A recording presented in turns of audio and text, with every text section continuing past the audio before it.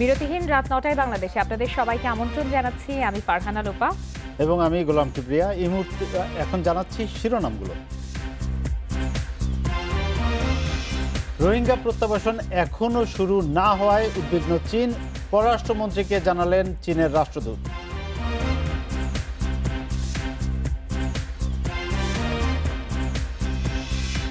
বিবস্ত্র করে গৃহবধূকে নির্যাতন মামলার প্রধান আসামির স্বীকারোক্তি, পিবিআইয়ের আলামত সংগ্রহ।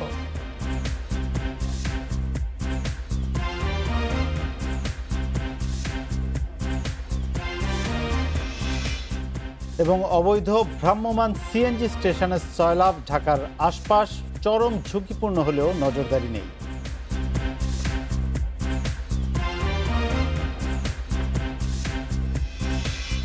রোহিঙ্গা প্রত্যাবাসন প্রক্রিয়া শুরু না হওয়ায় উদ্বিগ্ন চীন, পররাষ্ট্রমন্ত্রী একে আব্দুল মোমেনের সঙ্গে বৈঠকে এ উদ্বেগের কথা জানান দেশটির রাষ্ট্রদূত লি জিমিং।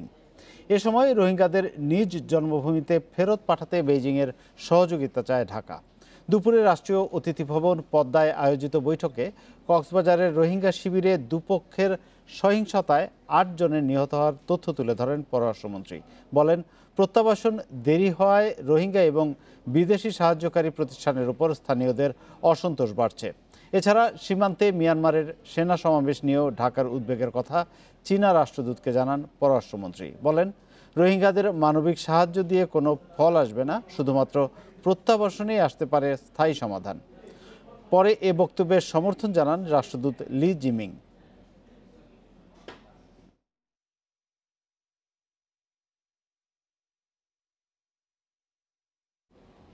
এ নিয়ে আলোচনা করতে আমাদের সাথে যোগ দিচ্ছেন ঢাকা বিশ্ববিদ্যালয়ের আন্তর্জাতিক সম্পর্ক বিভাগের অধ্যাপক আমেনা মহসিন।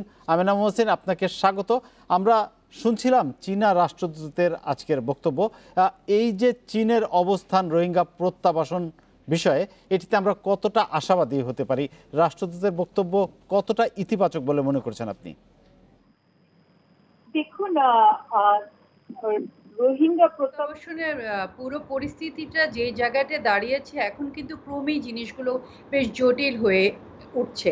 এবং যেহেতু বাংলাদেশ তো মানে আমাদের কতগুলো জিনিস আমাদেরকে মাথায় রাখতে হবে। একটা হলো, ঠিক এই মুহূর্তে আমরা দেখছি এই অঞ্চলের ভূ রাজনৈতিক অবস্থানে বা ভূ রাজনীতিতে অনেকগুলো যেটা বলে ট্রান্সফরমেশন বা পরিবর্তন আসছে। এবং আমরা ঠিক গত সপ্তাহেই দেখতে পারলাম যে ভারতের পররাষ্ট্রমন্ত্রী উনি মায়ানমারের সাথে কথা বলে, ওনারা মায়ানমারের একটা সফরে গেছিলেন। শুধু তা না, কোয়াড যেটাকে আমরা বলি ইন্ডো প্যাসিফিক একটা রেম আছে, ইন্ডো প্যাসিফিক যে স্ট্র্যাটেজিটা, সেখানে ভারত, জাপান, অস্ট্রেলিয়াকে নিয়ে মার্কিন যুক্তরাষ্ট্র একটা চীনের বিরুদ্ধে এক ধরনের একটা স্ট্র্যাটেজি নিচ্ছে। সো ওইটা, এবং সেটা কিন্তু বিআরআই যেটা বেল্ট অ্যান্ড রোড ইনিশিয়েটিভ চীনের, সেটাকেই অনেকটা কাউন্টার করার জন্যই আমরা মনে করে থাকি যে সেই জিনিসটা তারা করছে, কারণ এই পুরো অঞ্চলটা ভূ রাজনৈতিকভাবে খুবই গুরুত্বপূর্ণ।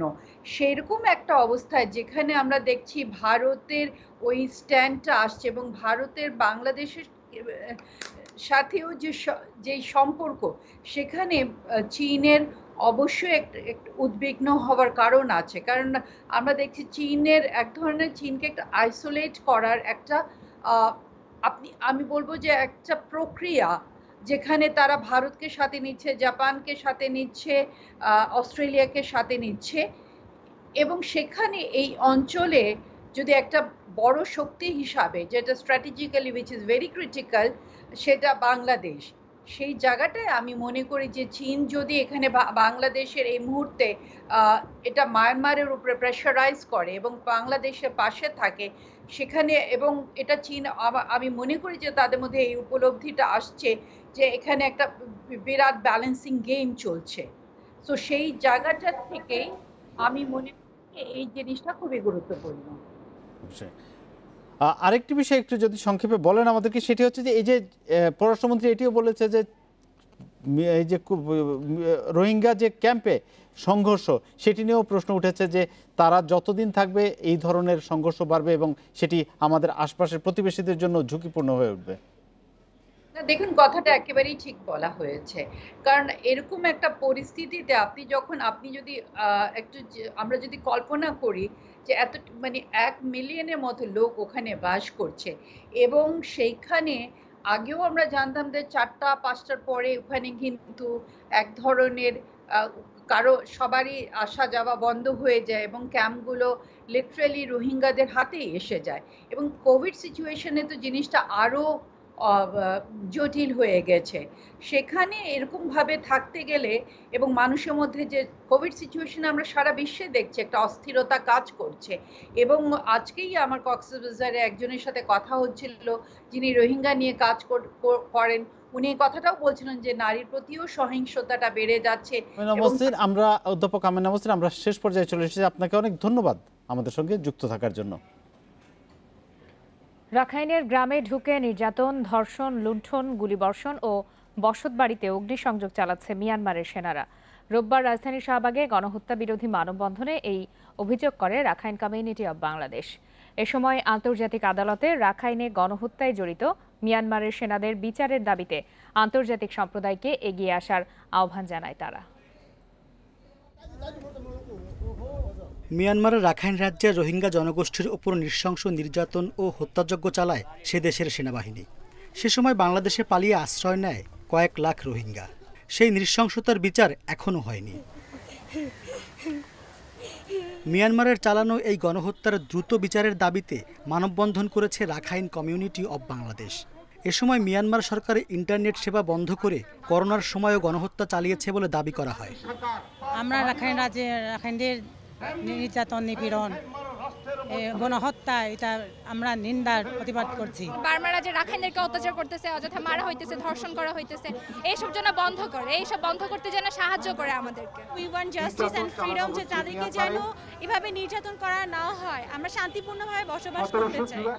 এভাবে গণহত্যা চলতে থাকলে রাখাইন প্রদেশে রোহিঙ্গারা নির্মূল হয়ে যাবে বলে আশঙ্কা প্রকাশ করেন বক্তারা। মিয়ানমার সেনাবাহিনী যেভাবে গণহত্যা করতেছে, এইটা বন্ধ করার জন্য আমরা জাতিসংঘ এবং বিশ্ববাসীর কাছে দাবি জানাচ্ছি এবং সুস্থ তদন্ত করে শাস্তি প্রদান করার জন্য দাবি করছি।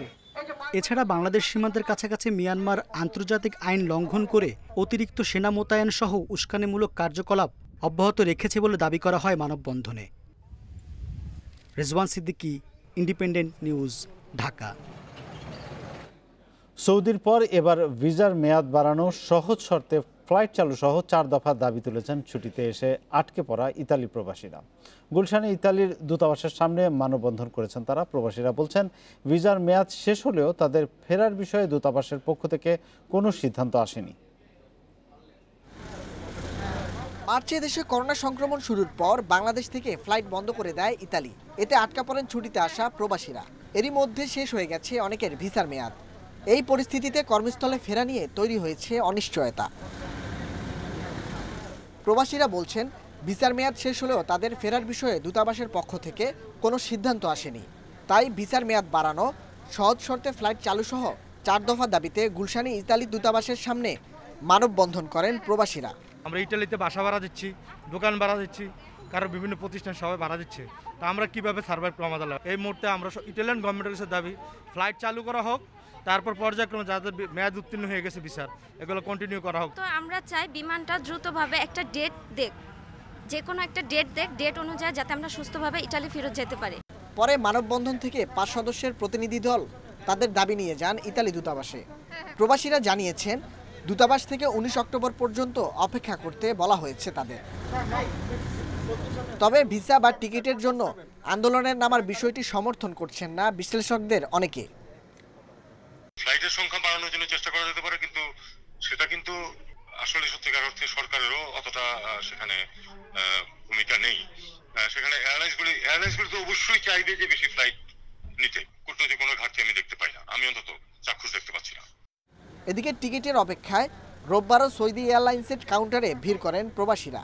30 অক্টোবরের মধ্যে ভিসা ও ইকামার মেয়াদ শেষ হবে এমন 600 জনকে টিকিট দেওয়া হয়। Nahid Kamal, independent news, Dhaka. ফরিদপুরের আলোচিত 2 ভাই বরকত ও রুবেলের বিরুদ্ধে অস্ত্র মামলায় অভিযোগ গঠন হয়েছে। দুটি অস্ত্র মামলার পরবর্তী শুনানি 27 অক্টোবর ও 2 নভেম্বর। আসামিপক্ষ মামলা থেকে অব্যাহতির আবেদন জানালে আদালত তা খারিজ করে দেয়। ফরিদপুর শহর আওয়ামী লীগের সাধারণ সম্পাদক ছিলেন সাজ্জাদ হোসেন বরকত, আর জেলা প্রেস ক্লাবের সভাপতি ছিলেন ইমতিয়াজ হাসান রুবেল। 7 জুন তাদের ম্যাগাজিন, গুলি ও 7টি অস্ত্রসহ গ্রেপ্তার করা হয়। পরদিন তাদের বিরুদ্ধে অস্ত্র আইনে 2টি মামলা করে পুলিশ। 27 জুন আদালতে চার্জশিট দাখিল করা হয়। অস্ত্র আইনের একটি মামলার আসামি বরকত ও রুবেল, আরেক মামলার আসামি রুবেল ও তার সহযোগী বিপুল। চার্জ গঠনের জন্য ফরিদপুর জেলা ও দায়রা জজ আদালতের বিচারক সেলিম মিয়ার আদালতে 2 ভাইকে হাজির করা হয়। রুবেল এবং বরকত অস্ত্র আইনের ধারায় চার্জ গঠন হয়েছে। এই মামলাটা সাক্ষীর জন্য 27-10-20 তারিখ ধার্য করা হয়েছে। পরবর্তী আরেকটা মামলা যেটা এসটিসি 14-20, এই মামলাটাও 2-11-20 তারিখে সাক্ষীর জন্য বিজ্ঞ আদালত তারিখ ধার্য করেছে। বিজ্ঞ আদালত আসামিদের বিরুদ্ধে অস্ত্র আইনের 19 এ এবং 19 স্মল এফ ধারায় এবং একই সাথে 21 এবং 23 ধারায় অভিযোগ গঠন করেছে। আমাদের ডিসচার্জ পিটিশনকে নামঞ্জুর করেছে। আমরা এই নামঞ্জুরের বিরুদ্ধে উচ্চ আদালতে যাব। অর্থ পাচার সহ বরকত ও রুবেলের বিরুদ্ধে 11টি মামলা রয়েছে। গ্রেপ্তারের পরপরই আওয়ামী লীগ থেকে বরকতকে এবং রুবেলকে প্রেস ক্লাব থেকে বহিষ্কার করা হয়। Independent news desk. ধর্ষণ, নারী নির্যাতন এবং যৌন নিপীড়নের প্রতিবাদে আয়োজন হলো কার্টুন এবং আলোকচিত্র প্রদর্শনীর। সন্ধ্যায় রাজধানীর শাহবাগে জাতীয় জাদুঘরের সামনে এই প্রদর্শনী হয়। প্রগতিশীল ছাত্র সংগঠনগুলোর প্ল্যাটফর্ম ধর্ষণ ও বিচারহীনতার বিরুদ্ধে বাংলাদেশ এ প্রদর্শনীর আয়োজন করে। এতে ধর্ষণকারীকে সামাজিকভাবে বয়কট করার আহ্বান জানানো হয়। এছাড়া নারীর উপর যৌন এবং সামাজিক নিপীড়ন বন্ধের দাবিতে সন্ধ্যায় মোমবাতি জ্বালিয়ে অবস্থান কর্মসূচি পালন করা হয়। 12 অক্টোবর হবে প্রতিবাদী সাংস্কৃতিক অনুষ্ঠান।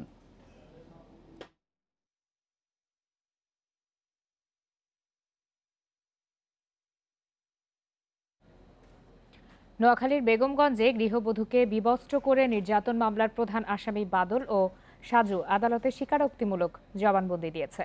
তবে স্বীকারোক্তি দেয়নি অপর আসামি রহমত। সন্ধ্যায় আদালতের নির্দেশে 3 জনকেই জেলা কারাগারে পাঠানো হয়। এদিকে সকালে ঘটনাস্থল থেকে আলামত সংগ্রহ করেছে পিবিআই। বেগমগঞ্জে গৃহবধূ নির্যাতন মামলার প্রধান আসামি বাদল এবং সাজু ও রহমতকে রিমান্ড শেষে জেলার মুখ্য বিচারিক হাকিম আদালতে হাজির করা হয়। পরে জ্যেষ্ঠ বিচারিক হাকিম মাশফিকুল হক ও নবনীতা গুহের আদালতে বাদল ও সাজু স্বীকারোক্তিমূলক জবানবন্দি দেয়। তবে স্বীকারোক্তি দেয়নি অপর আসামি রহমত। 1 নম্বর আসামি বাদল এবং 5 নম্বর আসামি সাজু, এরা দুজন ফৌজদারি কার্যবিধির 164 ধারা মতে স্বীকারোক্তিমূলক জবানবন্দি মাননীয় আদালতে প্রদান করেছেন। আর 9 নম্বর আসামি রহমত, তিনি স্বীকারোক্তিমূলক জবানবন্দি প্রদান করেন নাই। এর আগেও মামলার আরও 5 আসামি মোয়াজ্জেম রাসেল, সোহাগ, শাহেদ ও রহিম আদালতে স্বীকারোক্তিমূলক জবানবন্দি দিয়েছে। গৃহবধূ নির্যাতনের ঘটনায় করা 2 মামলায় এ পর্যন্ত গ্রেপ্তার 11 জন। তাদের মধ্যে এজাহারভুক্ত আসামি 6 জন এবং তদন্তে যুক্ত হয়েছে 5 জন।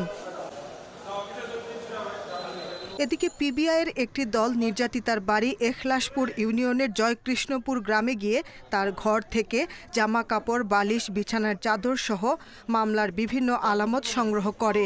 পরে আলামতগুলোর তালিকা তৈরি করে জেলা পিবিআই কার্যালয়ে নিয়ে যাওয়া হয়। মামলার তদন্ত কর্মকর্তা পিবিআইয়ের জেলা কার্যালয়ের পরিদর্শক মামুনুর রশিদ পাটোয়ারি জানান, আলামতগুলো পরীক্ষা নিরীক্ষার পর মামলার তদন্ত কাজে ব্যবহার করা হবে এবং প্রয়োজনে আদালতে উপস্থাপন করা হবে। তার একটা জামা, তারপরে 2টা বালিশ এবং কিছু বেডিংপত্র সহকারে ওনারা এগুলো নিয়ে যাচ্ছেন। সব জায়গায় কি করা হয়েছে, তারপর ব্রিজের পশ্চিম দিকে বহুত দূরে যাই কি জাল মারছি, পাইতেছি না। আমরা আসছি যে আলামতগুলি যেগুলি আছে অবশিষ্ট আলামত আমরা তল্লাশি করার জন্য আসছি, যেগুলো পাইছি যেগুলো সিজ করছি, আর অবশিষ্ট আলামত যেগুলি ওনার বাড়িতে ছিল সেগুলি আমরা সিজ করলাম, আর বাকি তদন্ত চলতেছে। বেগমগঞ্জে গৃহবধূ ধর্ষণের ঘটনায় ভুক্তভোগীর দায়ের করা নারী ও শিশু নির্যাতন দমন আইন এবং পর্নোগ্রাফি নিয়ন্ত্রণ আইনে করা মামলা দুটি গত শুক্রবার পুলিশ সদর দপ্তরের নির্দেশে পিবিআইতে স্থানান্তর করা হয়। Independent news desk. নোয়াখালীর বেগমগঞ্জ উপজেলার এখলাসপুর ইউনিয়নে দীর্ঘদিন ধরে সক্রিয় একাধিক সন্ত্রাসী বাহিনী। খুন, ধর্ষণ, চাঁদাবাজি এবং মাদক ব্যবসায়ী তাদের মূল পেশা। এসব বাহিনীর কাছে জিম্মি এলাকার সাধারণ মানুষ। পুলিশ বলছে, অভিযোগ পাওয়ার পরপরই নেওয়া হচ্ছে ব্যবস্থা। দুর্গম মেঠোপথ ধরে বেগমগঞ্জের সীমান্তবর্তী পূর্ব এখলাসপুর বখাটে কিশোর, তরুণ ও যুবকদের নিয়ে গড়ে উঠেছে কয়েকটি সন্ত্রাসী বাহিনী। খুন, ধর্ষণ, চাঁদাবাজি ও মাদক ব্যবসা এই বাহিনীর সদস্যদের মূল পেশা। এর মধ্যে দেলোয়ার বাহিনীর বিবস্ত্র করে নারী নির্যাতনের ঘটনা দেশ জুড়ে সমালোচনার ঝড় ওঠে। সিএনজি চালক থেকে রাজনৈতিক প্রভাব খাটিয়ে অল্প সময়ে দেলোয়ার হয়ে ওঠেন শীর্ষ মাদক ব্যবসায়ী। আবার দেলোয়ার বাহিনীর প্রতিপক্ষ বাহিনীও রয়েছে। কাটা রাসেল নামে বাহিনী এখলাসপুর ও গাবুয়া এলাকায় সন্ত্রাস, চাঁদাবাজি চালাচ্ছে। গত বছর মাদক ও আধিপত্য বিস্তার নিয়ে 3 যুবককে প্রকাশ্যে গুলি ও কুপিয়ে হত্যা করে এ বাহিনী। এরকম একাধিক সন্ত্রাসী বাহিনীর কাছে জিম্মি সাধারণ মানুষ। প্রতিবাদ করলে বাড়িঘরে হামলা, গুলি ও নির্যাতন চালায় সন্ত্রাসীরা। ওদেরকে কিছু বললে ওরা ফায়ারিং করে, নিজেরা এমন গোড়াগুলি করে, এমন মানুষের বাড়িতে তাদেরকে আক্রমণ করে। খালপার রাস্তা, এখানে কাঁচা রোড, এখানে পুলিশেরা আসতে পারে না। সন্ত্রাসীরা এই পুলিশেরা না আসার কারণে এই এলাকাতে অনেক অপকর্ম করে। স্থানীয়রা বলছেন, গ্রেপ্তার হলেও রাজনৈতিক প্রভাব খাটিয়ে পার পেয়ে যায় সন্ত্রাসীরা।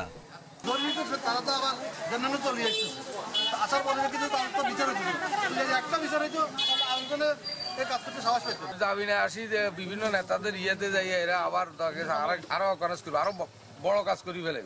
পুলিশ সুপার বলছেন, অভিযোগ পাওয়ার পরপরই নেওয়া হচ্ছে ব্যবস্থা। সন্ত্রাসী কর্মকাণ্ডের খবর পেলে প্রশাসনকে জানানোর অনুরোধ করেন তিনি। কোনো না কোনোভাবে আমাদের কাছে অভিযোগ আসার সঙ্গে সঙ্গে আমরা বিষয়টাকে গুরুত্ব দিয়ে দেখি এবং কোনো বিষয়ই আমাদের কাছে আনঅ্যাটেন্ডেড থাকে না। যে কোনো ঘটনা ঘটলে পুলিশকে অবগত করবে। সন্ত্রাসী কর্মকাণ্ডের সাথে জড়িতদের দ্রুত আইনের আওতায় এনে শাস্তির দাবি এলাকাবাসীর। Independent news desk. বরিশালের বাকেরগঞ্জে 4 শিশুর বিরুদ্ধে করা ধর্ষণ মামলার কার্যক্রম রুল নিষ্পত্তি না হওয়া পর্যন্ত স্থগিত করেছে হাইকোর্ট। বিচারপতি মজিবুর রহমান মিয়া ও বিচারপতি মোহাম্মদ মহিউদ্দিন শামীমের বেঞ্চ এ আদেশ দেন।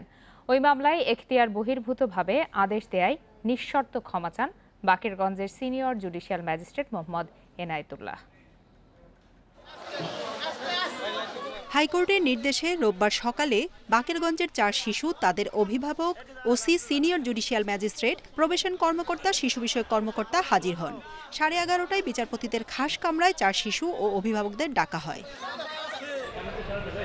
পরে শুনানিতে 4 শিশুর অভিভাবকদের কাছে ঘটনা জানতে চান হাইকোর্ট। একই সঙ্গে বাকেরগঞ্জ থানার OC Mohammad Abul Kalam, senior judicial magistrate Mohammad Enayetullah সহ সংশ্লিষ্টদের প্রশ্ন করেন হাইকোর্ট। এখতিয়ার না থাকলেও ভিকটিম ও অভিযুক্তদের না দেখেই আদেশ দেয়ায় বিচারক সিলমারা কেরানি কিনা এ প্রশ্নও তোলেন আদালত। পরে সংশ্লিষ্টদের ব্যক্তিগত হাজিরা থেকে অব্যাহতি দিয়ে রুল নিষ্পত্তি না হওয়া পর্যন্ত 4 শিশুর বিরুদ্ধে করা মামলা স্থগিত থাকবে বলে আদেশ দেন হাইকোর্ট। বাকেরগঞ্জ থানার যে মামলাটা, সেই মামলাটা স্থগিত থাকবে রুল নিষ্পত্তি না হওয়া পর্যন্ত, এবং 4 শিশু একিউজ যারা আসামি আছে তাদেরকে নিরাপত্তা বাকেরগঞ্জ থানার ওসি বিধান করবে, নিশ্চয়তা বিধান। আমরা আনকন্ডিশনাল অ্যাপোলজি চেয়েছি। আসলে এটা হলো সম্পূর্ণভাবে শিশু আদালতের এখতিয়ার, এবং উনি যেটা করেছেন সেটা উনি জুরিসডিকশনের বাইরে করেছেন। ভিকটিম বা আসামিদের না দেখেই এজাহার নেয়ার বিষয়ে কোনো চাপ ছিল কিনা বাকেরগঞ্জ থানার ওসি আবুল কালামের কাছে জানতে চান হাইকোর্ট। আমাদের কোনো কথাই শুনে না, থানায়ও আমাদের কোনো কথা শুনে না, তারপর মনে করেন যে কোর্টে বোঝাবে কোনো আমাদের কথা শুনে না। যারা আমাদেরকে হ্যারাস করছে তাদের বিচার চাই আমরা। কন্যা শিশু ধর্ষণের অভিযোগে গত 6 অক্টোবর বাকেরগঞ্জ থানায় মামলা হয়। পরদিন সিনিয়র জুডিশিয়াল ম্যাজিস্ট্রেট এ মামলায় গ্রেপ্তার 4 শিশুকে যশোর শিশু উন্নয়ন কেন্দ্রে পাঠানোর নির্দেশ দেন। বৃহস্পতিবার রাতে হাইকোর্ট শিশুদের অভিভাবকদের কাছে পৌঁছে দেওয়ার নির্দেশ দেন। জান্নাতুল ফেরদাউস তানভি, ইন্ডিপেন্ডেন্ট নিউজ, ঢাকা। ধর্ষণের সর্বোচ্চ শাস্তি মৃত্যুদণ্ড হলে এ প্রবণতা কমে যাবে বলে মনে করেন নতুন অ্যাটর্নি জেনারেল এম আমিনউদ্দিন। এছাড়া বাকেরগঞ্জ কাণ্ডে ওসি বিচারকের গাফিলতি ছিল বলেও মত তার। সকালে আনুষ্ঠানিকভাবে দায়িত্ব নিয়ে এসব কথা জানান তিনি। মাহবুবে আলমের মৃত্যুতে রাষ্ট্রের ১৬তম সর্বোচ্চ আইন কর্মকর্তা হিসেবে বৃহস্পতিবার এম আমিনউদ্দিনকে নিয়োগ দেন রাষ্ট্রপতি। রোববার আনুষ্ঠানিকভাবে দায়িত্ব নিলেন তিনি। এ সময় তাকে অভিনন্দন জানান প্রধান বিচারপতি। পরে সংবাদ সম্মেলনে আসেন নতুন অ্যাটর্নি জেনারেল। এ সময় ধর্ষণের সর্বোচ্চ শাস্তি মৃত্যুদণ্ড করার উদ্যোগের প্রশংসা করেন তিনি। এতে এই অপরাধ প্রবণতা কমবে বলেও মনে করেন তিনি। পাশাপাশি বাকেরগঞ্জের ঘটনায় ওসি ও বিচারকের গাফিলতি ছিল বলেও মন্তব্য তার। আগামীকালকে ক্যাবিনেট মিটিং এটা তুলবেন এবং এটা এই পানিশমেন্ট যেটা শাস্তি যেটা এটাকে মৃত্যুদণ্ড করে দিবেন। যে অপরাধ যদি করে এবং তারা যদি এটা প্রমাণিত হয় তাদের কিন্তু মৃত্যুদণ্ড হবে। আমার মনে হয় এই যে সরকারের যে উদ্যোগটা, এই উদ্যোগটা যখন আইনে পরিণত হবে তখন কিন্তু এটা অনেকখানি কমে যাবে। এছাড়া দলীয় বিবেচনায় নয়, বিএনপি নেত্রীর মামলা পরিচালনার ক্ষেত্রেও পেশাদারিত্ব নিশ্চিতের আশ্বাস দেন নতুন অ্যাটর্নি জেনারেল। জানান, দীর্ঘদিন আটকে থাকা মামলা নিষ্পত্তিতে আরও জোর দেওয়া হবে। আমি যখন মামলা করব আমি কার মামলা সেটা দেখব না, আমি দেখব যে মামলার গুরুত্বটা কি, মামলায় কি আছে, আমি সেই অনুযায়ী মামলা করব। এখন যদি কেউ রাগ করে আমার কিছু করার নাই, তো আমি চেষ্টা করব সর্বোচ্চটা দিয়ে মামলাটা পরিচালনা করার।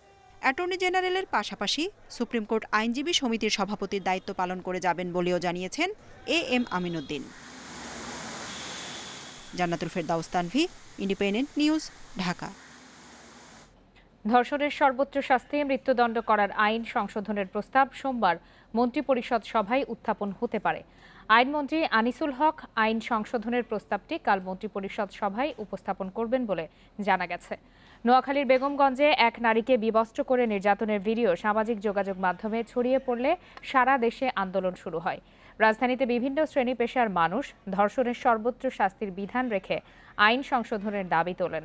দেশের বিভিন্ন জেলায় বিক্ষোভ ও মানববন্ধন থেকেও একই দাবি ওঠে।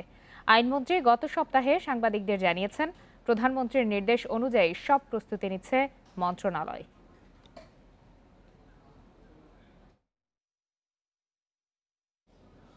নারী নির্যাতন সহ যে কোনো অপরাধ দমনে সরকার কঠোর অবস্থানে, একথা জানিয়েছেন সড়ক পরিবহন ও সেতুমন্ত্রী ওবায়দুল কাদের।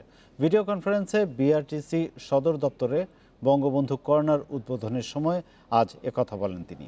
বিএনপির আন্দোলনে জনগণের আস্থা নেই মন্তব্য করে ওবায়দুল কাদের বলেন, মানুষের সাড়া না পেয়ে বিএনপি বারবার ব্যর্থ হচ্ছে।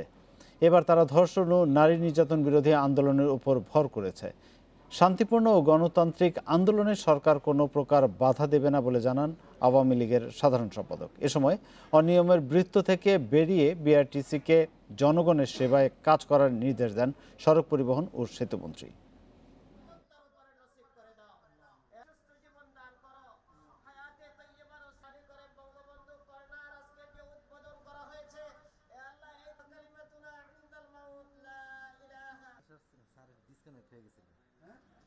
আন্দোলনের নামে পরিস্থিতি নষ্ট করতে চাইলে, সহিংসতা ছড়ালে জনগণের জানমালের নিরাপত্তা প্রশ্নে সরকারকে তখন কঠোর হতে হবে। জনগণকে সঙ্গে নিয়ে আমরা তা প্রতিহত করব। রাজনীতি বা রাজনৈতিক প্রভাবশালীদের সঙ্গে ঘনিষ্ঠতায় ধর্ষণ, নারী নির্যাতনের মতো অপরাধ করেও পার পাওয়া যায়। এ মানসিকতা থেকেই এ ধরনের অপরাধ বাড়ছে বলে মনে করেন বিএনপি নেতারা। তবে তাতে একমত নয় আওয়ামী লীগ। করোনায় আর্থসামাজিক কর্মকাণ্ড ব্যাহত হওয়াকে এর কারণ বলে মনে করেন দলটির নেতারা।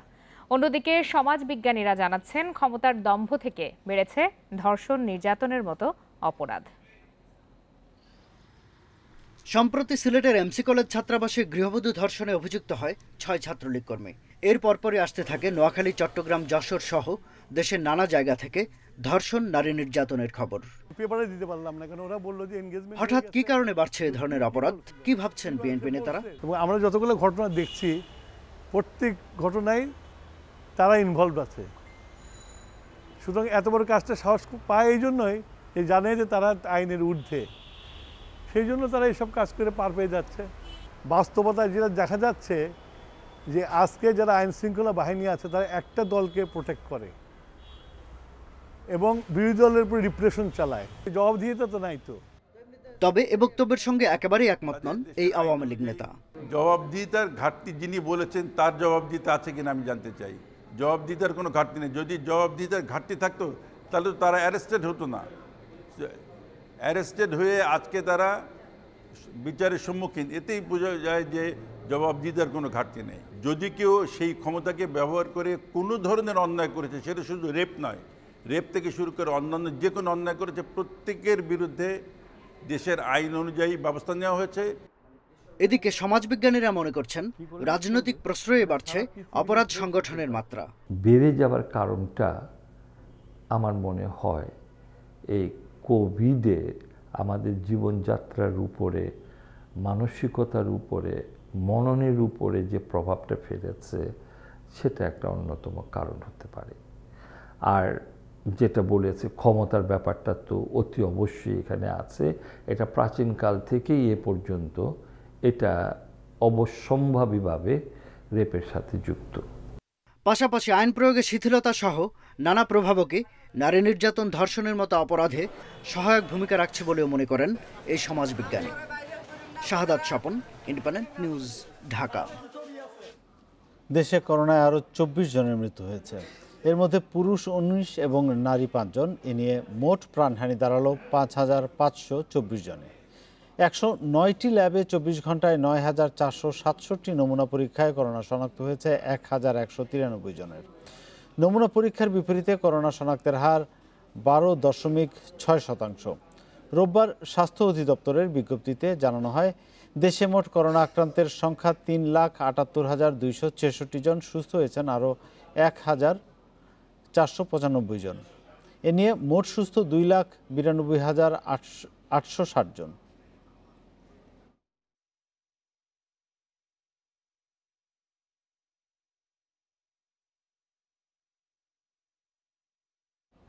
করোনা সংক্রমণের দ্বিতীয় ধাপ মোকাবেলায় প্রস্তুতির কথা জানিয়ে খাদ্য উৎপাদন অব্যাহত রাখা এবং সবাইকে মিতব্যয়ী হওয়ার পরামর্শ দিয়েছেন প্রধানমন্ত্রী শেখ হাসিনা।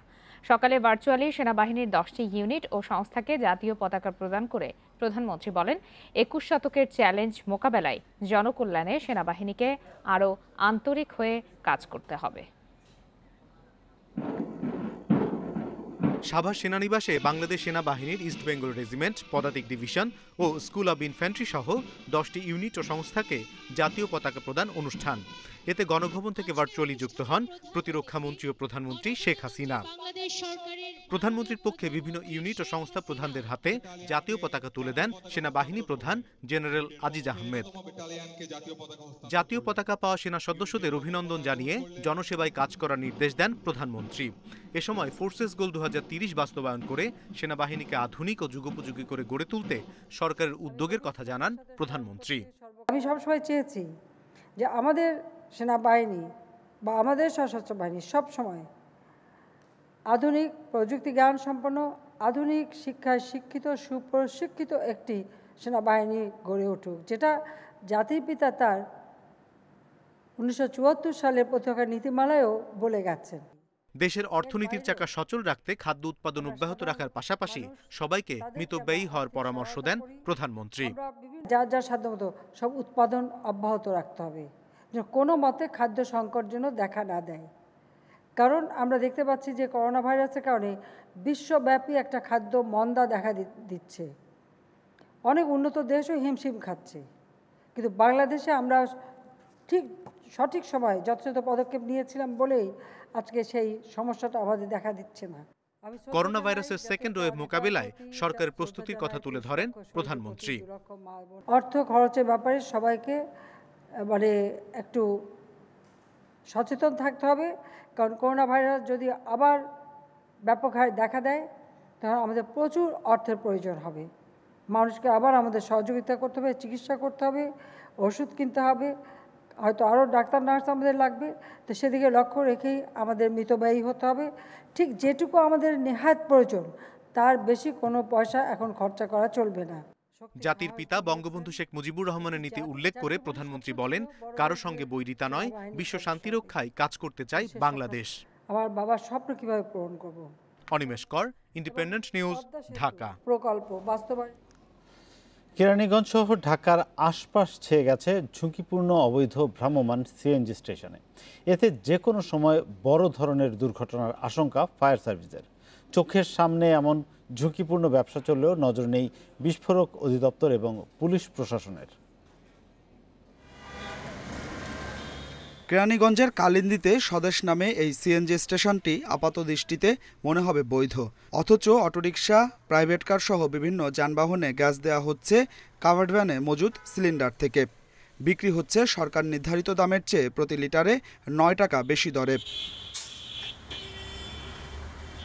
এক একটি কাভার্ড ভ্যানে বিশাল আকারের শতাধিক গ্যাস সিলিন্ডার, যাতে গ্যাস ভরে নিয়ে আসা হয় ঢাকা ও গাজীপুরের বিভিন্ন সিএনজি স্টেশন থেকে। অনুমতি না নিয়ে বিক্রির কথা স্বীকার করছেন অবৈধ গ্যাস ব্যবসায়ী আক্তার হাজি।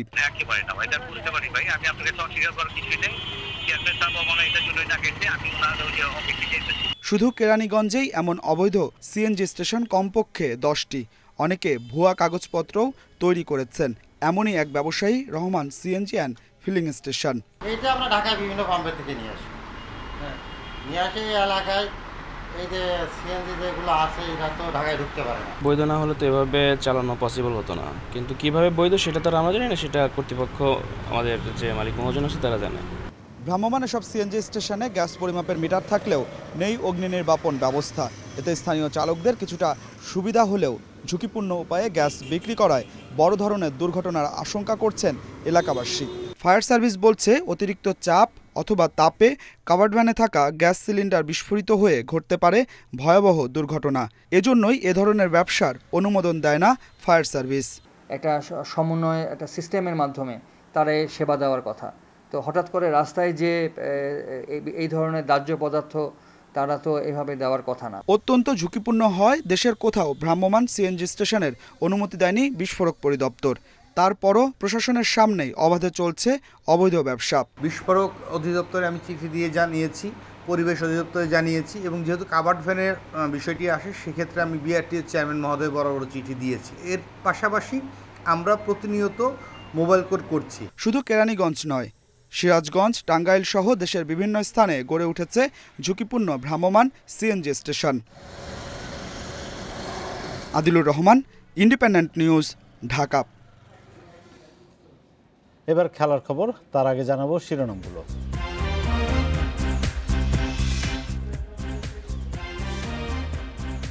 মাহমুদুল্লাহ একাদশের বিপক্ষে চাপে নাজমুল শান্তর দল। এবছর হচ্ছে না বিপি। নিয়মিত জেলা ফুটবল লীগ আয়োজনে কঠোর অবস্থানে সালাউদ্দিন, দায়িত্বে থাকলেন নিজেই।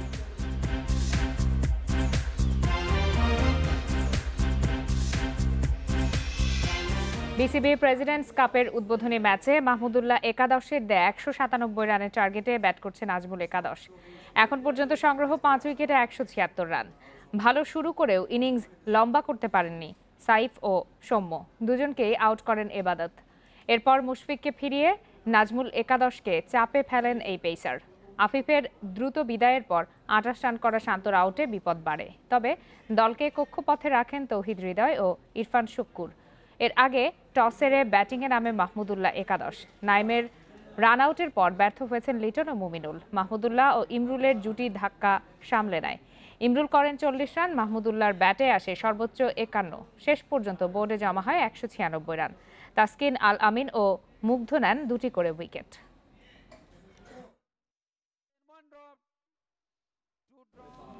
শুরু হয়ে গেছে বিসিবি প্রেসিডেন্টস কাপ। করোনা পরবর্তী সময়ে ক্রিকেট বোর্ড আয়োজিত প্রথম টুর্নামেন্টটি এ নিয়ে ক্রীড়াপ্রেমীদের মাঝে স্বস্তির সুবাতাস। 3 দলের আসরে বিশ্বকাপজয়ী যুবাদের আধিক্য তামিম একাদশে। তারুণ্য এবং অভিজ্ঞতার মিশেলে ভারসাম্যপূর্ণ দল তামিমের। যুব বিশ্বকাপ জিতে আকবর শরীফুলরা হৃদয়ে জায়গা করে নিয়েছে আগেই।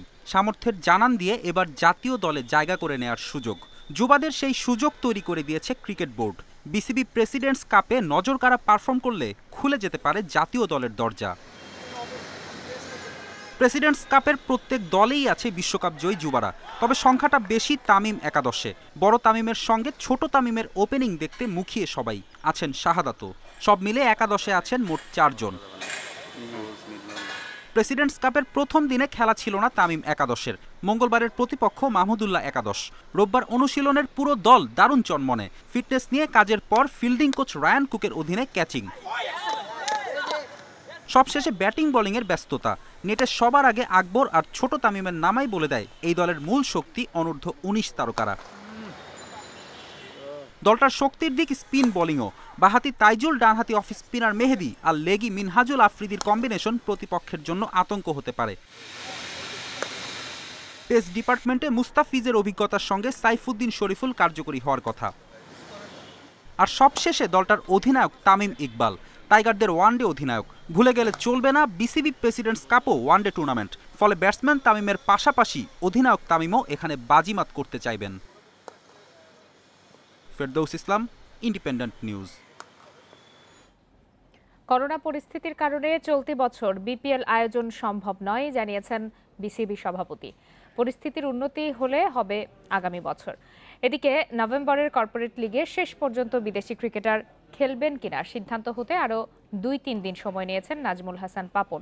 প্রিমিয়ার লিগ আয়োজনের অগ্রগতির কথাও জানিয়েছেন তিনি। এই বছর তো আর হচ্ছে না, সামনের বছরটা দেখা যাবে। অবস্থা পরিস্থিতির উপর নির্ভর করবে। কিন্তু আমরা আসলে ঠিক করে নিই যে টি-20তে বিদেশি খেলোয়াড় আনবো কি আনবো। খামাখা বিদেশি প্লেয়ার আনতে হবে থেকে এনে আমার দেশের ভালো প্লেয়ারকে বসিয়ে রাখার কোনো মানে হয় না। This is number one. আর ওদেরকে খামাখা বেশি টাকা দেওয়ারও কোনো দরকার হয় না। যদি মানে আমার তো ওই স্ট্যান্ডার্ডটা বুঝতে হবে যে কারা আসছে। টি-20 টুর্নামেন্টটা করতে পারি, তাহলে এটা আরও একটু বড় পরিসরে হলো। এবং এই বড় পরিসরে হওয়ার পিছনে দুটো জিনিস আমাদের জন্য কাজ করবে। একটা হচ্ছে আমাদের ডোমেস্টিক ক্রিকেটটা কীভাবে চালু করা যায় আরেকটু বড়োভাবে, সেটা নিয়ে আমরা এখন কাজ করছি। অলরেডি আমরা এটা কাজ শুরু করেছি। দায়িত্ব নিয়েই নিয়মিত জেলা লীগ আয়োজনে কঠোর হওয়ার হুঁশিয়ারি দিয়েছিলেন কাজী সালাউদ্দিন। এবার জেলা লীগ কমিটির দায়িত্ব নিজের কাছেই রেখেছেন বাফুফে বস। নবনির্বাচিত কমিটির সদস্যরা আজ প্রথমবার সভায় বসেছিল। সেখানে বেশ কয়েকটি স্ট্যান্ডিং কমিটির দায়িত্ব বন্টন করা হয়। নির্বাচনের পর বাফুফে কার্যনির্বাহী কমিটির প্রথম সভা। দুপুর থেকেই ফেডারেশন ভবনে ভিড় নবনির্বাচিত বাফুফে কর্তাদের। কাজী সালাউদ্দিনের সভাপতিত্বে মিটিংয়ের স্থায়িত্ব হয় প্রায় 1.5 ঘন্টা। স্ট্যান্ডিং কমিটিতে বড় কোনো পরিবর্তন থাকছে না, আগেই ছড়িয়ে পড়া খবরের সত্যতা মিলল। গেল 2 মেয়াদে বিভিন্ন কমিটির দায়িত্বে থাকা কর্তারাই শপথে থেকেছেন। ন্যাশনাল টিমস কমিটির পাশে লিগ্যাল কমিটিও সামলাবেন কাজী নাবিল। পেশাদার লীগ ও ফাইন্যান্স কমিটি দেখবেন সালাম মুর্শেদি। ডেভেলপমেন্ট কমিটি সামলাবেন নতুন মুখ আতাউর রহমান মানিক। জেলা ফুটবল নিয়ে কঠোর অবস্থানে থাকা সভাপতি কাজী সালাউদ্দিন নিজেই দায়িত্ব নিয়েছেন ডিএফএল কমিটির। ডিস্ট্রিক্টে যেটা হবে, I will make sure every district has a league. I will financially support them with my colleagues. তারাও আমার সাথে আসবে। আমি যে কমিটিটা করবো, কমিটিটা করে আপনাদের প্রেস কনফারেন্সে বুঝিয়ে দিব। Then you will see one of the strongest committee যেটা বাংলাদেশে হইতে পারে, থেকে স্ট্রং হইতে পারে না। টেকনিক্যাল ডাইরেক্টর পলের সাথে বসছিলাম, তার সাথে আমি কিছু ডিসকাশন করছি কিভাবে আমি আন্ডার-20 এবং আন্ডার-16 টিমটাকে ভালো করতে পারবো। এবং আমার প্ল্যান আছে আমি ইমিডিয়েটলি সব ডিভিশনে ট্যুরের ব্যবস্থা করব। আমি একটা টিম তৈরি করব, যে টিম আমার সব ডিভিশনে যাবে, সেখান থেকে তারা প্লেয়ার হান্টিং করবে। প্যানেলের বাইরে থেকে আসা সদস্যরাও নিজেদের সর্বোচ্চটা দিয়ে কাজ করতে চান। প্রত্যাশা করছেন ভেদাভেদ ভুলে এক হয়ে কাজ করার সুযোগ মিলবে। সভাপতি মহোদয়ের আজকের বক্তব্য আমরা আশ্বস্ত হয়েছি। আমরা মনে করি যে উনার বক্তব্য এবং এই কাজের আগামীতেও মিল থাকবে। ফুটবলের জন্য কীভাবে আমরা কাজ করব, how to develop the football, football কীভাবে প্রোগ্রেস হবে, এই চিন্তা আমরা করব। আজকে from today we are one family. পুনর্নির্বাচনের পর সহসভাপতির একটি পদে তাবিদ মহির যেই আসুক, তার জন্য টেকনিক্যাল কমিটি বরাদ্দ রাখা হয়েছে। Abidur Rahman, independent news, Dhaka. UEFA Nations লিগে বিগ ম্যাচে মুখোমুখি হচ্ছে ফ্রান্স ও পর্তুগাল। ম্যাচ শুরু বাংলাদেশ সময় রাত 1:45। একই সময় ইতালি খেলবে পোল্যান্ডের বিপক্ষে। এর আগে লড়বে ক্রোয়েশিয়া, সুইডেন এবং ইংল্যান্ড, বেলজিয়াম। দুটি ম্যাচই শুরু হবে রাত 10টায়। ইউরোপিয়ান চ্যাম্পিয়ন পর্তুগাল আর বিশ্ব চ্যাম্পিয়ন ফ্রান্স, দুই চ্যাম্পিয়নের লড়াই এবার নেশনস লিগে। 2016 ইউরোর পর প্রথম দেখা দু দলের। সেবার ইউরোপ সেরা হওয়ার পথে ফ্রান্সকে 1-0 গোলে হারিয়েছিল পর্তুগাল। তবে এর 2 বছর পর বিশ্বকাপ জিতে জবাব দিয়ে ফেলেছে ফ্রান্স। এবার নেশনস লিগে তাই দু দলের নতুন হিসেব নিকেশের লড়াই। নিজেদের সেরাটা দেওয়ার লক্ষ্যে প্রস্তুত পর্তুগাল। দলে নেই কোনো ইনজুরি, সেরা তারকা রোনালদো আছেন ফর্মে। সব মিলে নির্ভর কোচ ফার্নান্দো সান্তোস। গোলরক্ষক অ্যান্টনি লোপেজ করোনা পজিটিভ হওয়ায় এখানেই শুধু বিকল্প ভাবতে হচ্ছে। ফুল ফিট ক্রিস্টিয়ানো রোনালদো দলের প্রধান শক্তি। পর্তুগালের হয়ে 101 গোলের মালিক এই পর্তুগিজ তারকা। দেশের পক্ষে সর্বাধিক গোলের রেকর্ডে তার সামনে এখন শুধু 109 গোলের মালিক ইরানের আলী দেই। রোনালদো সবসময় সেরা, নতুন নতুন রেকর্ড করার নেশা ওকে সবার থেকে আলাদা করেছে। সে প্রতিনিয়ত নিজেকে ছাড়িয়ে যাওয়ার চেষ্টায় থাকে। ওর উপর আমার পূর্ণ আস্থা আছে। তাছাড়া আমার দল নিয়েও আমি আত্মবিশ্বাসী। 2016 ইউরো ফাইনালে হারের প্রতিশোধ নিতে তৈরি ফ্রান্স। পূর্ণ শক্তির দল পাচ্ছেন কোচ দিদিয়ের দেশমো। পগবা, কান্তে, গ্রিজম্যান আর এমবাপ্পে সবাই আছেন। ইউক্রেনের বিপক্ষে ফর্মে থাকা ল্যাংলেট এবারও থাকবেন দলের প্রাণ হয়ে। পর্তুগাল শক্তিশালী দল, আমার মনে হয় মাঠে লড়াই জমে উঠবে। এটা আমাদের জন্য অনেক ভালো সুযোগ। আমরা নিজেদের সেরাটা দিতে প্রস্তুত। ছেলেরা জানে কিভাবে কঠিন পরিস্থিতি সামলে নিতে হয়। পরিসংখ্যান বলছে জয়ের পাল্লা ভারী ফ্রান্সের। সবশেষ 4 বারের দেখায় 3 জয় দিদিয়ের দেশমের দলের। আর এবারের নেশনস কাপে দু দলই তাদের প্রথম ম্যাচে জয় পেয়েছে। তাই দারুণ এক লড়াই দেখার অপেক্ষায় পুরো বিশ্ব। Farzana Yasmin, independent news. খেলার খবরে এই ছিল আমাদের কাছে। এবার অন্যান্য প্রসঙ্গ।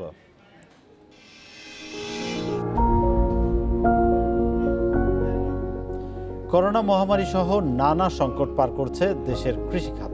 তবে নানা প্রতিকূলতার মধ্যেও ঘুরে দাঁড়াতে শুরু করেছে সোনালী আঁশ খ্যাত পাট। দেশ বিদেশে পাটজাত পণ্যের চাহিদা এবং বাজার তৈরি করতে ব্যাগ, ফুলদানি, কার্পেট সহ 282টি বহুমুখী পণ্যের স্বীকৃতি দিয়েছে সরকার। এসব পণ্য রপ্তানিতে এখন থেকে 20% নগদ প্রণোদনা পাবেন ব্যবসায়ীরা।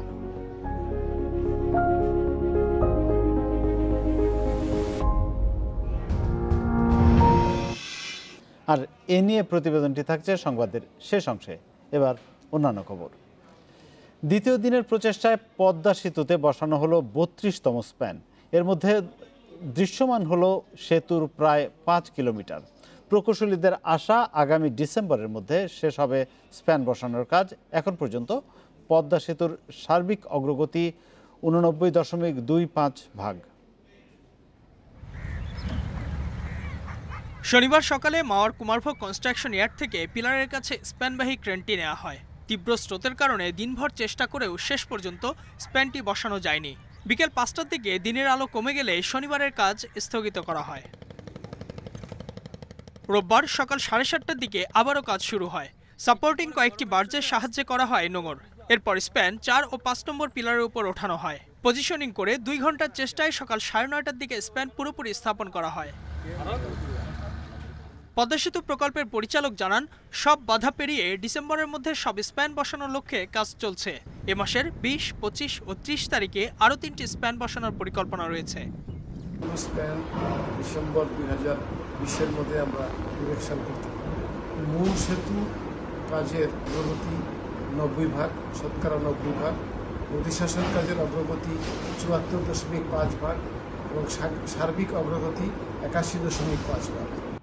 করোনার কারণে পুরো প্রকল্পের কাজে ব্যাঘাত ঘটেছে। এছাড়া বন্যায় ভেঙে গেছে কনস্ট্রাকশন ইয়ার্ডের বেশ কিছু অংশ।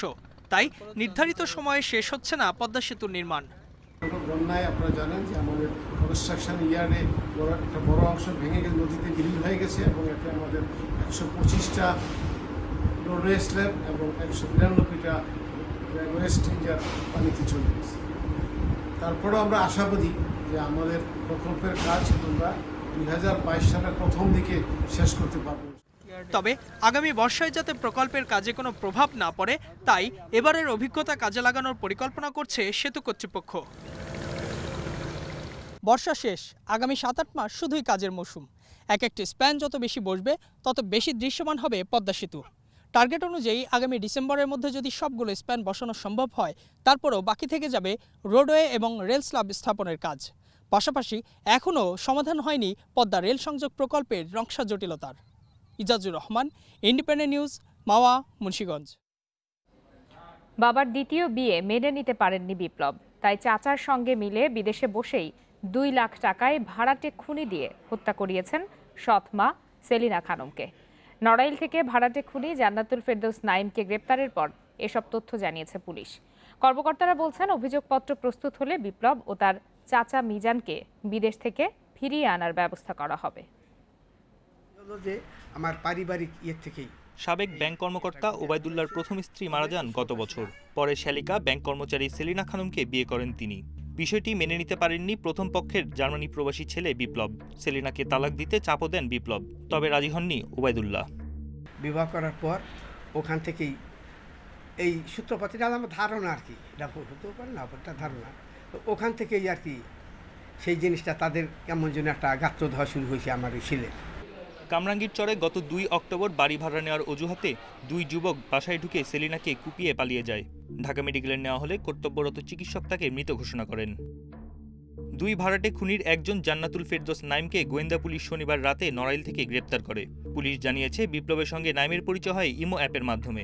মধ্যস্থতা করেন বিপ্লবের চাচা মিজান। পরে জার্মানিতে বসেই 2 লাখ টাকার বিনিময়ে তাকে ভাড়া করেন বিপ্লব। ভাড়াটিয়া তথ্য ফর্ম লাগবে এই ধরনের একটা গল্প বলে সে ওই বাসায় যায়। গিয়ে ওই মহিলা তখন একা অবস্থান করছিল, মহিলাকে স্টেপ করার পরে দেন ঘটনাস্থলে তার মৃত্যু হয়, সে পালিয়ে যায়। মাস্টার মাইন্ড এখনো আমরা যেটা জানতে পেরেছি বিপ্লব জার্মানিতে যে অবস্থান করছে। এই হত্যা মামলার অভিযোগপত্র প্রস্তুতের পর সৌদি আরব থেকে মিজান এবং জার্মানি থেকে বিপ্লবকে ফিরিয়ে আনার প্রক্রিয়া শুরু করা হবে বলে জানিয়েছে পুলিশ। বনি ইবনে কামাল, ইন্ডিপেন্ডেন্ট নিউজ, ঢাকা। বাজারে সবজির অস্বাভাবিক দামের জন্য প্রাকৃতিক দুর্যোগকে দায়ী করেছেন কৃষিমন্ত্রী। চালের দাম বাড়ার পেছনে বন্যার প্রভাব দেখছেন তিনি। তবে এ মাসের মধ্যেই সবজির দাম স্বাভাবিক পর্যায়ে নেমে আসবে বলে আশা প্রকাশ করেছেন কৃষিমন্ত্রী। রোববার দুপুরে চট্টগ্রামের আনোয়ারায় দেশের প্রথম হাইড্রোলিক এলিভেটর ড্যামের ভার্চুয়াল উদ্বোধনী অনুষ্ঠানে সচিবালয় থেকে যুক্ত হন কৃষিমন্ত্রী আব্দুর রাজ্জাক। পরে সাংবাদিকদের সঙ্গে নানা বিষয়ে কথা বলেন তিনি। সবজির অস্বাভাবিক দামের কথা উল্লেখ করে বাজার নিয়ন্ত্রণে কী পদক্ষেপ নেওয়া হয়েছে তা জানতে চাইলে কৃষিমন্ত্রী বন্যার ক্ষতিকে দায়ী করেন। তবে আগামী 15 থেকে 20 দিনের মধ্যে সবজির দাম কমে আসবে বলে আশা প্রকাশ করেন কৃষিমন্ত্রী। এই বছর একটা শেষ মুহূর্তে যে বন্যাটা আসলো, এই বন্যা এসে ফসলের অনেক ক্ষতি করেছে। এই সবজিটাও আপনার এই 15 দিন এই দাম বেশি থাকবে, ইনশাল্লাহ সবজির দাম কমে যাবে। এটা সবসময় একটু বাড়ে, এই কষ্ট আমাদেরকে করতে হবে। এখানে কারো কেমন কিছু করার নাই, প্রাকৃতিক দুর্যোগই এর জন্য দায়ী।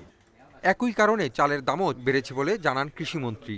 তবে কৃষি পণ্যের দাম বৃদ্ধির জন্য পরিবহন সমস্যার কথাও স্বীকার করেন তিনি। পণ্য পরিবহনে হয়রানি কমানোর চেষ্টা চলছে বলেও জানান মন্ত্রী। এটা আমাদের জন্য দুর্ভাগ্যজনক। পৃথিবীর সব দেশেই আমরা যেটা ফরিয়া বলি বা মিডলম্যান, এটা থাকে, বাজারজাতকরণে থাকবে।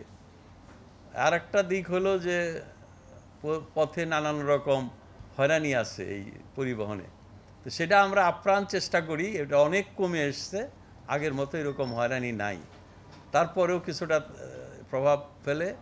মন্ত্রী জানান, দেশের কৃষির আধুনিকায়ন ও কৃষি পণ্য রপ্তানি বাড়াতে নানা পদক্ষেপ নিয়েছে সরকার। Hasib Mahmud Shah, independent news, Dhaka. Bag, ফুলদানি, কার্পেট সহ পাট দিয়ে তৈরি 282টি পণ্যকে বহুমুখী পণ্যের স্বীকৃতি দিল সরকার।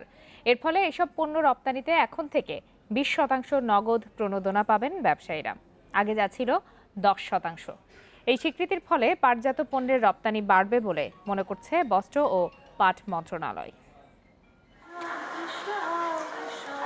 করোনা মহামারী সহ নানা সংকট পার করছে দেশের কৃষিখাত। তবে নানা প্রতিকূলতার মধ্যেও ঘুরে দাঁড়াতে শুরু করেছে সোনালী আঁশখ্যাত পাট। পাটজাত পণ্যের বাজার সম্প্রসারণে রোববার 282 ধরনের পাট পণ্যকে বহুমুখী পণ্য হিসেবে ঘোষণা করেছে সরকার। এর ফলে উদ্যোক্তারা রপ্তানিতে উৎসাহ এবং আগের চেয়ে বেশি প্রণোদনা পাবেন বলে জানালেন জেডিপিসির নির্বাহী পরিচালক। এই সমস্ত পণ্য যারা উৎপাদন করবেন, রপ্তানি করবেন, তারা একটা নির্দিষ্ট হারে সরকার ঘোষিত উৎসাহ প্রণোদনা পাবেন। উদ্যোক্তারাও সরকারের এই পদক্ষেপকে স্বাগত জানিয়েছেন। তবে সব উদ্যোক্তাই যাতে এর সুফল পান সেজন্য আরও সুনির্দিষ্ট পরিকল্পনা করার দাবি জানিয়েছেন ব্যবসায়ীরা। এই বহুমুখীকরণের যাত্রাটা প্রসারিত করতে পারি, যেখানে প্রতি টন থেকে আর্ন করা সম্ভব $3,000 থেকে $10,000। আমরা স্বপ্ন দেখি যদি সরকার আগামী 7 বছর কেন্দ্রিক একটি সমন্বিত পরিকল্পনা ঘোষণা করে, যেখানে নীতি সহায়তাগুলো অব্যাহত থাকবে, তাহলে অনেক নতুন উদ্যোক্তা এই সেক্টরে এগিয়ে আসবে। চলতি অর্থ বছরের প্রথম 3 মাসে পাট ও পাটজাত পণ্য রপ্তানিতে রেকর্ড পরিমাণ প্রবৃদ্ধি হয়েছে। রপ্তানি উন্নয়ন ব্যুরো ইপিবির হিসেবে জুলাই থেকে সেপ্টেম্বর এই 3 মাসে 30,75,00,000 মার্কিন ডলারের পাট ও পাটজাত পণ্য রপ্তানি হয়েছে, যা গত বছরের একই সময়ের চেয়ে 29.26% বেশি। Shamim Ahmed, independent news, Dhaka. আর এই ছিল আজকের বিরতিহীন রাত 9টায় বাংলাদেশে। ইন্ডিপেন্ডেন্ট টেলিভিশনের সব খবর আরও বিস্তারিত জানতে চোখ রাখুন আমাদের ফেসবুক, ইউটিউব এবং টুইটারে। সাথে থাকার জন্য ধন্যবাদ।